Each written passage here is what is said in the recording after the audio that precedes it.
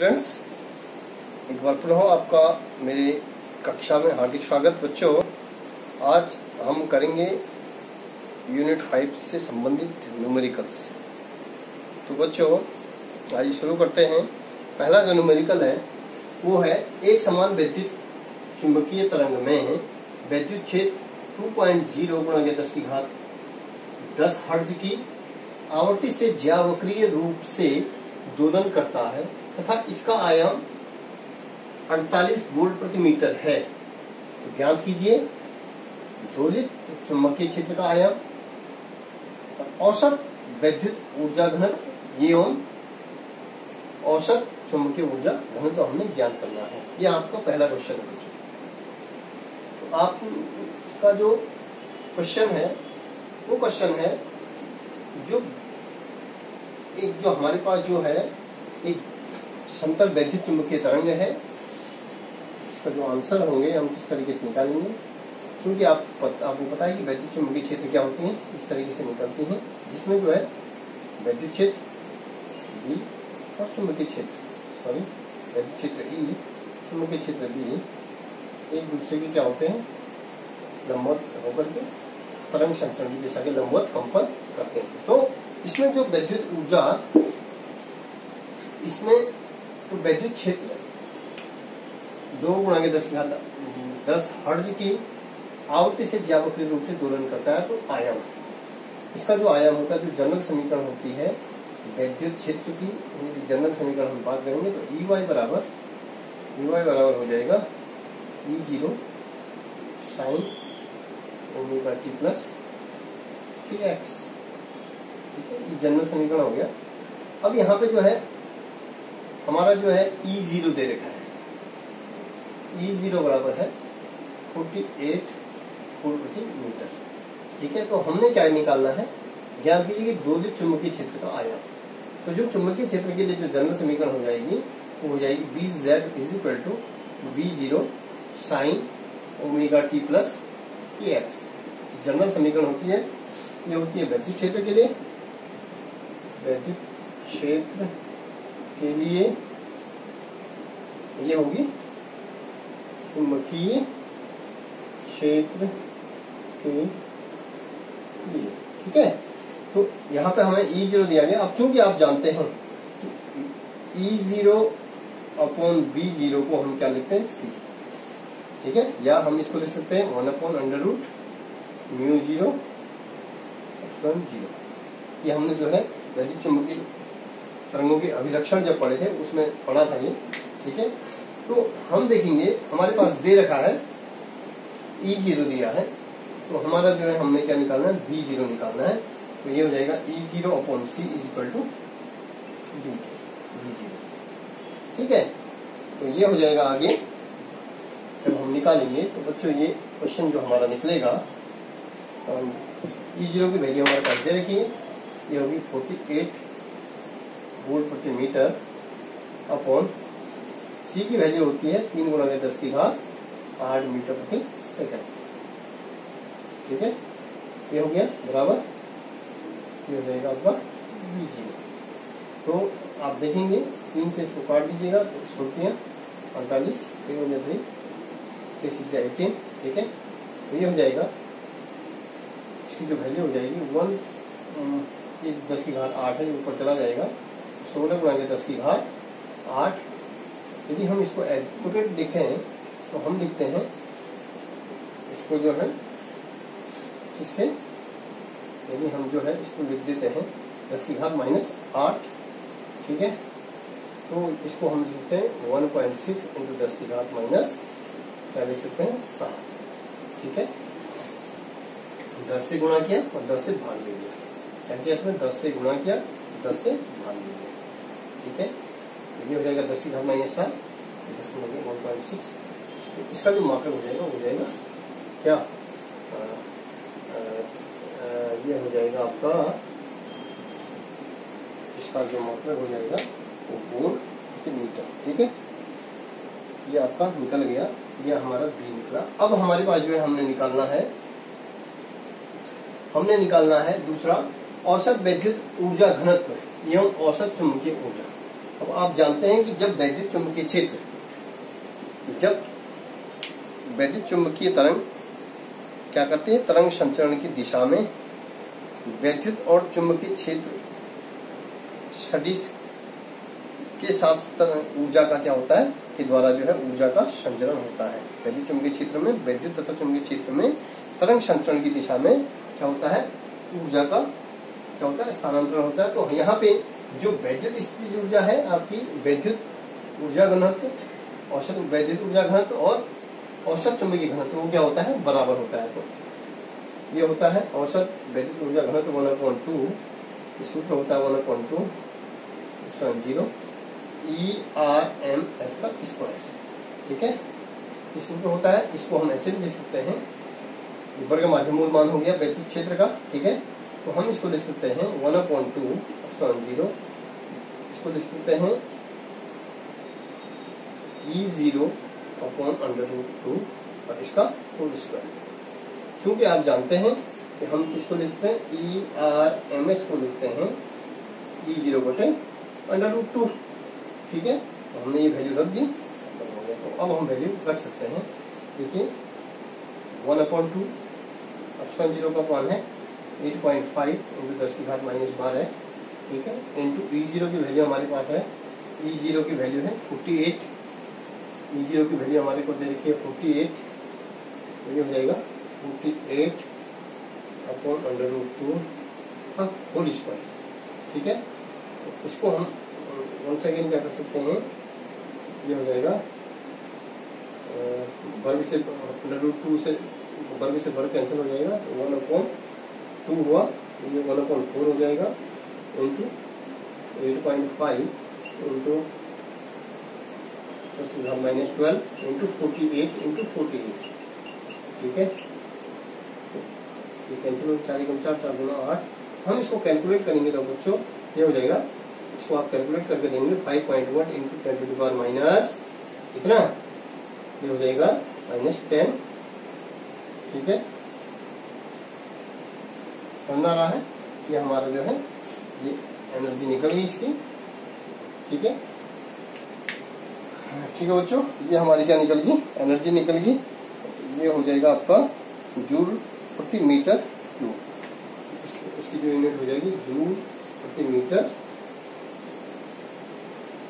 ठीक है। जूल हो जाएगा जूल मीटर, इस तरीके से ये।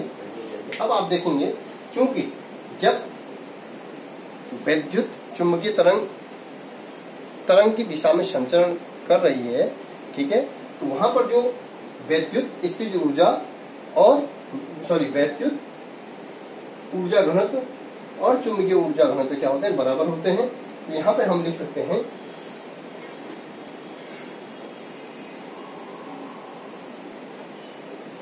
UE इक्वल टू हो जाएगा इसकी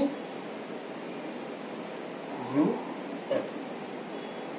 औसत चुंबकीय ऊर्जा। तो ये क्या हो जाएगा, औसत चुंबकीय ऊर्जा आप जानते हैं 1/2 क्या हो जाएगा, 1/2 V0 का स्क्वायर अपॉन, या इसको हम लिख सकते हैं VRMS अपॉन, ठीक है, VRMS अपॉन µ0, ठीक है, VRMS का स्क्वायर अपॉन µ0। तो हम इसको लिख सकते हैं, या इसको लिख सकते हैं V0 का स्क्वायर अपॉन µ0, ठीक है। तो ये सूत्र है हमारा, ये जो वैल्यू है, ये वैल्यू हो जाएगी जब इसकी दोनों क्या होते हैं, बराबर होते हैं। तो ये हो जाएगा 5.1 इंटू 10⁻10 जूल मीटर -3, ठीक है। ये ऊर्जा निकल, ठीक है बच्चों। दूसरा क्वेश्चन है हमारे पास, दूसरा क्वेश्चन जो है वो क्वेश्चन है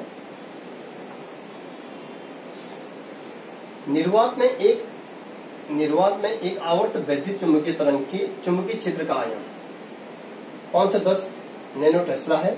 तो तरंग का वैद्युत क्षेत्र का आयाम क्या है, ये क्वेश्चन आप देखेंगे। दूसरा क्वेश्चन है कि निर्वात में एक आवर्त वैद्युत चुंबकीय तरंग के चुंबकीय क्षेत्र का आयाम V0 दे रखा है, V0 इक्वल टू हमारा 510 नैनो टेस्ला है, एक, क्योंकि आप जानते हैं 510 एक नैनो टेस्ला हो जाएगा 10 की घात माइनस 9 टेस्ला। ठीक है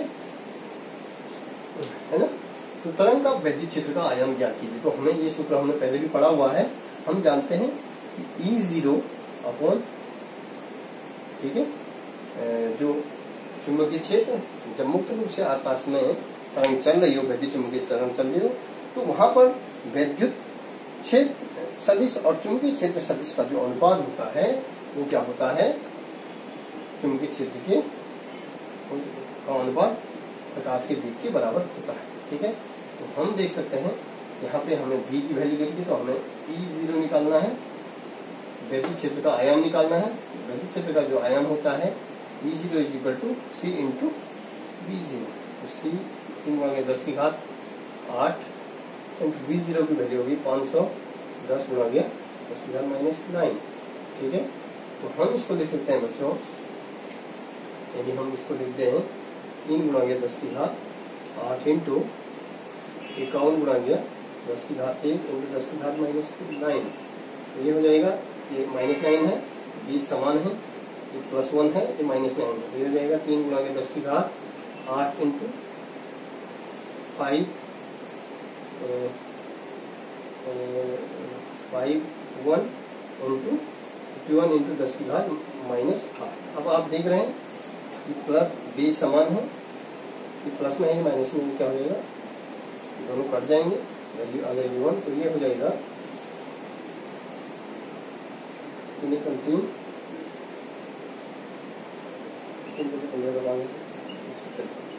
ये जो है हमारा E0 आ जाएगा, क्या आ जाएगा, न्यूटन प्रति कूलम। वैद्युत क्षेत्र का मात्रा क्या होता है, न्यूटन प्रति कूलम। तो ये बच्चों ये आपका आंसर आपका आ गया, 153 न्यूटन प्रति कूलम। तो बच्चों इस तरीके से और न्यूमेरिकल मैं आपको बता रहा हूँ। जो तीसरा न्यूमेरिकल है मैं आपको बताता हूँ।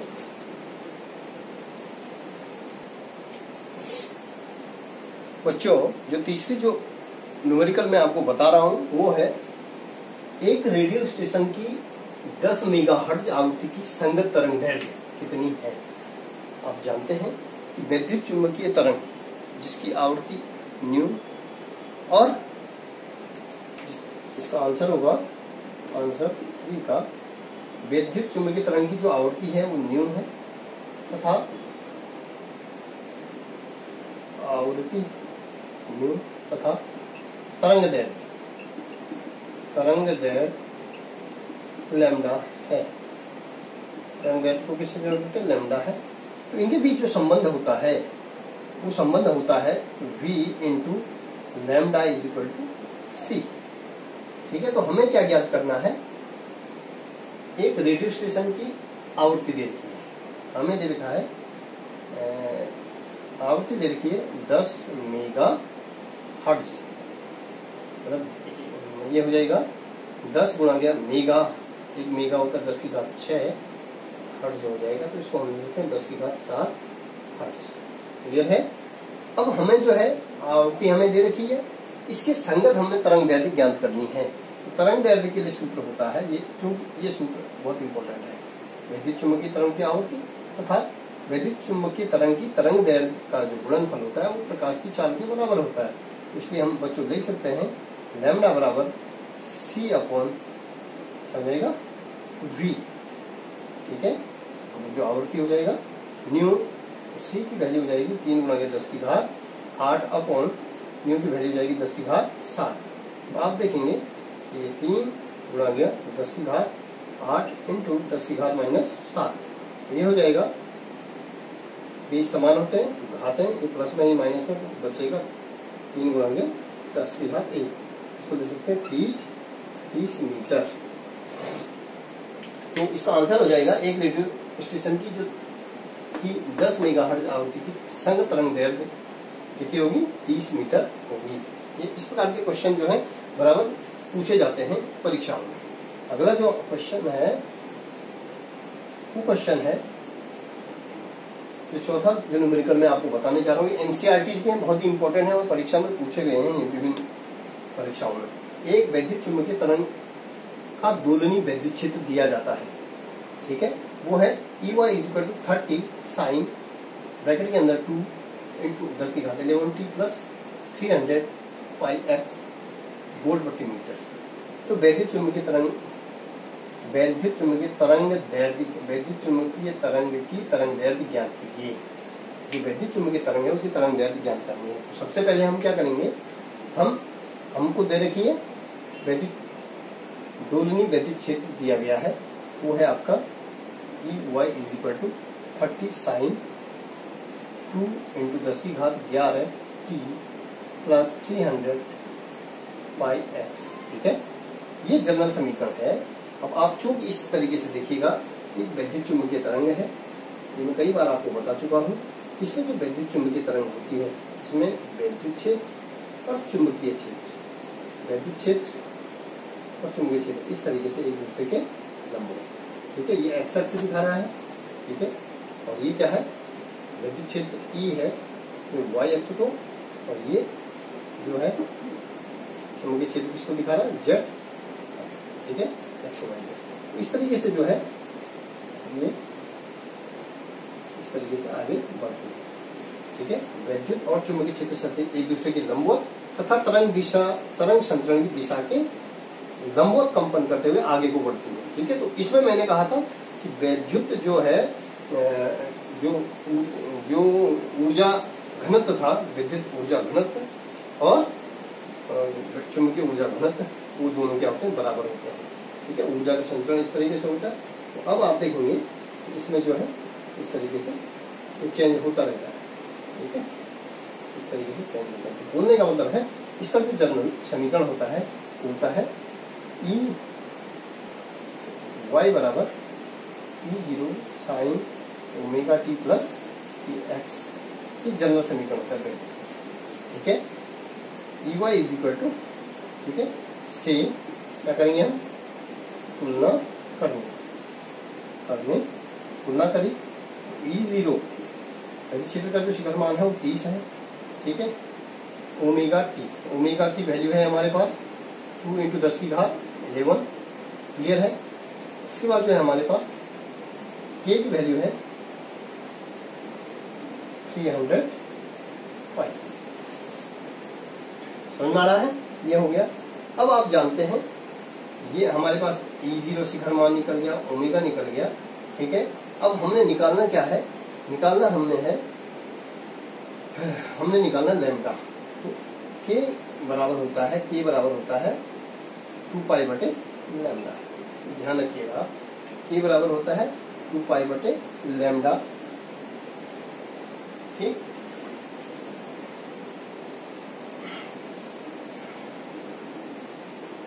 तो हमारे पास जो है K की वैल्यू है 300 पाई। K की वैल्यू क्या थी, K की वैल्यू है 300 पाई। ये हो जाएगा तुलना कर रहे हैं हम 2 पाई बटे लैम्डा इज इक्वल टू 300 पाई। ठीक है, तो हमें लैम्डा निकालना है, तरंग दैर्ध्य निकालनी है। लैम्डा इज इक्वल टू हो जाएगा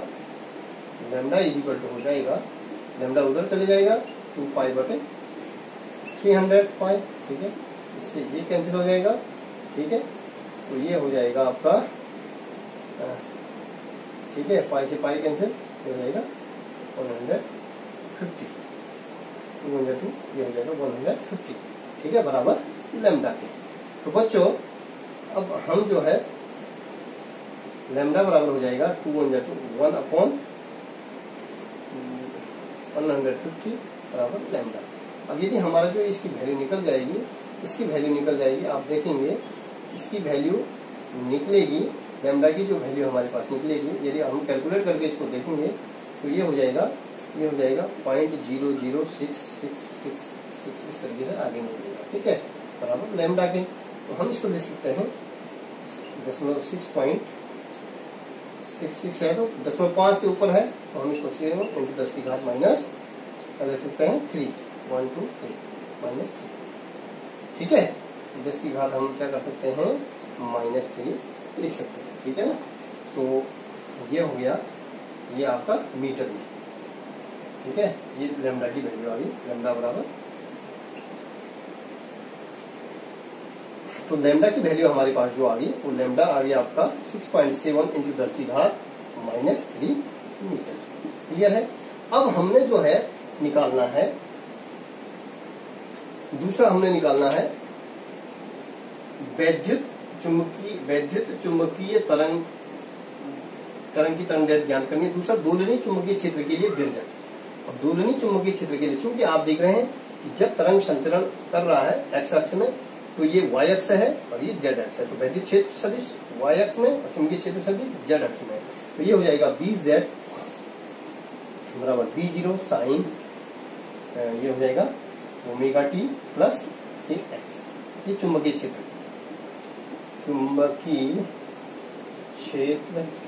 के लिए समीकरण, ठीक है। ये चुंबकीय क्षेत्र के लिए समीकरण हो जाएगी।